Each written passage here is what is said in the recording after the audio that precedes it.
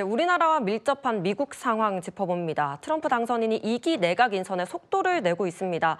당선된 직후에 쉬지 않고 정말 주요 인선을 계속해서 직접 발표를 하고 있습니다.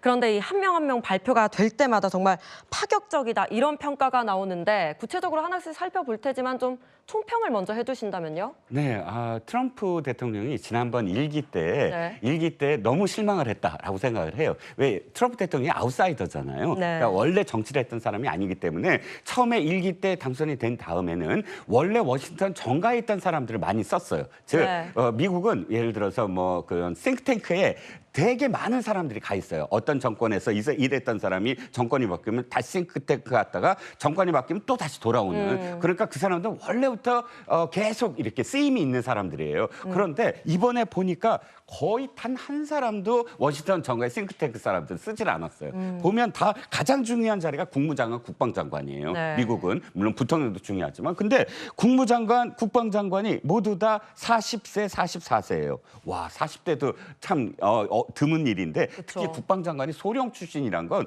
와, 미국도 한국도 정말 깜짝 놀랐어요. 왜냐하면 그나마 뭐 이렇게 별도 달고 해서 전체적으로 지사의 어떤 사령관 정도는 돼야지 전체를 다 통괄해서 뭐 지휘를 하는데 국방장관이 소령 출신으로 사령관인 아닌 사람이 됐다? 어마어마한 일이거든요. 그러니까 트럼프 대통령은 그런 거 다 필요 없다. 워싱턴의 핵심적인 어떤 정치는 필요 없다. 내가 정말 나의 뜻을 반영해 줄 사람이면 된다 해갖고 40대와 비정치인, 아까 비워싱턴 정가 사람 이렇게 지금 구성을 하고 있다라고 생각이 듭니다. 예, 한 명씩 좀 살펴보면 파격적이라고 하는 데는 이유가 있습니다. 이 법무장관에는 성매매 의혹이 있는 맷 게이츠를 앉혔고요. 국방부 장관 말씀하신 이 폭스뉴스 진행자 출신이거든요. 피트 헤그세스를 발탁했습니다.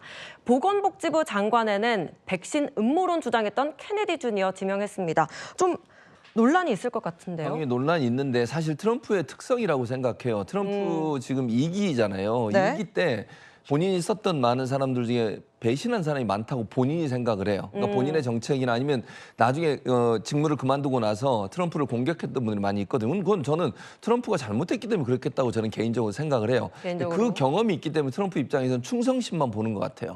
이 사람이 정말 나를 끝까지 지켜줄 수 있을까?